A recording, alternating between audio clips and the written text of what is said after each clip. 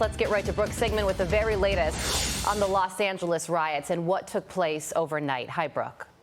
Hey guys, that's right. So some of the 700 Marines in Los Angeles are expected to be deployed today to protect ICE agents, with thousands of National Guard troops waiting in the wings. So the LAPD says dozens of protesters were arrested for refusing to follow the curfew put in place by Mayor Karen Bass, who says it will likely last for several days. And California Governor Gavin Newsom is now vowing consequences for violent protesters while still managing to throw digs at President Trump for even sending in the troops. People will be prosecuted to the fullest extent of the law. He again chose escalation. He chose more force. He chose theatrics over public safety. We honor their service. We honor their bravery. But we do not want our streets militarized by our own armed forces. Newsom claims President Trump never called him when the protests broke out, but the president is bringing in the receipts, providing a screenshot to Fox News of a 16-minute phone call between him and Newsom on Saturday. And President Trump is not backing down on his efforts to stop these violent riots. He issued a stark message to any protesters who burn an American flag. Listen. These are animals, but they proudly carry the flags of other countries.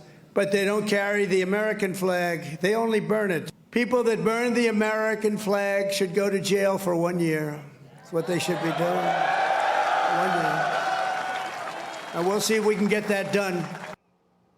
Major cities like Seattle and Chicago are also facing similar anti-ICE protests, and in New York City, police arrested more than 80 protesters. And with reports that these protests could continue to spread, Texas Governor Greg Abbott isn't taking any chances. He's deploying the National Guard to San Antonio. Guys. All right, Brooke Singman live for us in Washington. Brooke, thank you. Let's bring in California gubernatorial candidate and Riverside County Sheriff Chad Bianco. Sheriff, good morning to you. As a member of law enforcement and someone who's running for governor, you could talk about this from just about every angle. But first, from the law enforcement perspective, do you think, and do members of law enforcement that are battling these riots on the ground, police officers, the LAPD, do they think that the presence of the National Guard and the Marines is helpful in this situation? Yeah, it's definitely helpful, because what it does is it enables them to protect buildings and property while we can address the issues that are going on with the rioters.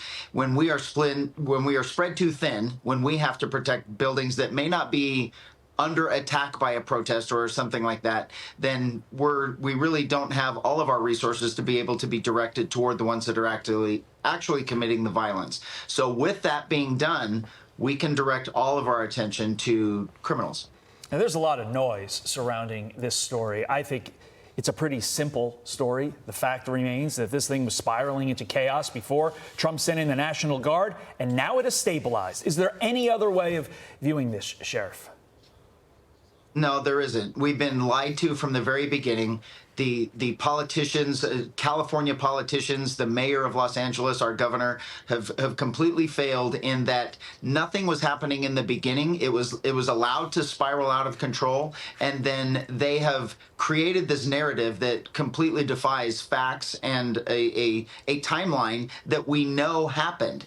And they keep calling it a peaceful protest, mostly peaceful, whatever they want to call it. But the reality is that law enforcement officers are being attacked, property is being destroyed, and it is out of control violence that really they're trying to deny for political gain. Yeah, and Sheriff, I asked that first question on if it's helpful to have the National Guard and the Marines on the ground, because Gavin Newsom has gone to the courts and tried to get them to no longer be able to be deployed.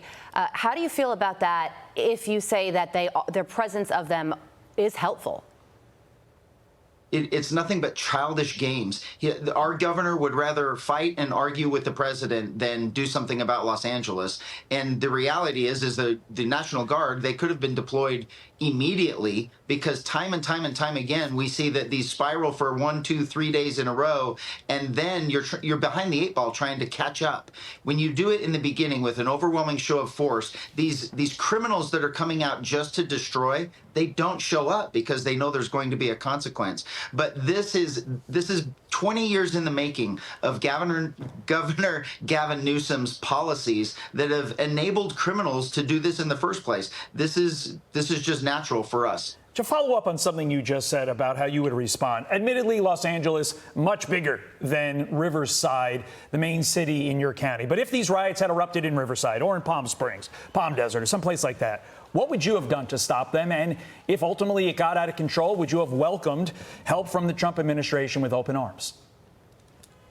Absolutely. And the thing is in 2020, it did happen. The same thing that happened in Los Angeles spilled into Riverside, and we handled it completely different than them. We handled it with an overwhelming show of force where we ended what they were doing immediately, and it disappeared. And what happened was the rest of law enforcement said, oh, look what they did. It worked. And so Los Angeles followed suit, and they were able to stop theirs within 2 days after ours. So there's already a playbook. You do not allow them to escalate and then bring more reinforcements into the criminal behavior. It's nothing but criminals that are enabled to do criminal behavior, and if they're allowed, they will continue and they will get bigger in numbers. If you stop it in the beginning, then it goes away.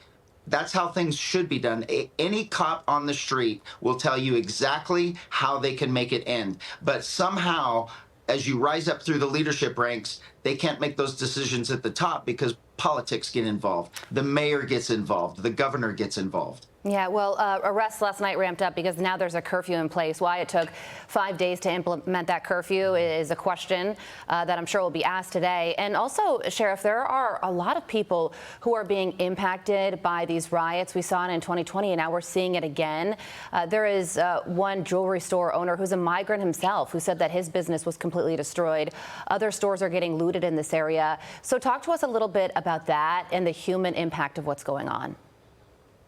It's huge. Downtown Los Angeles is an enormous magnet for business all day long. And I mean, you know what our freeways are. Our freeways are just really an absolute mess on a good day. So when you bring thousands of protesters in to block freeways, to stop freeways, that impacts everyone's day. Where businesses are closing, businesses have to close, people can't make it to work. It's a major impact for all of Los Angeles. Yeah, I don't think people maybe in a different part of the country understand when you shut down the 101, you shut down basically the entire Southland, because the 101, to your point, Sheriff, on a good day, the 101 is a disaster. This was a bad days or a series of bad days. And so thank you for making that point. Sheriff Chad Bianco, thank you, sir. Appreciate it. I'm Steve Ducey. I'm Brian Kilmeade. And I'm Ainsley Earhart. And click here to subscribe to the Fox News YouTube page to catch our hottest interviews and most compelling analysis.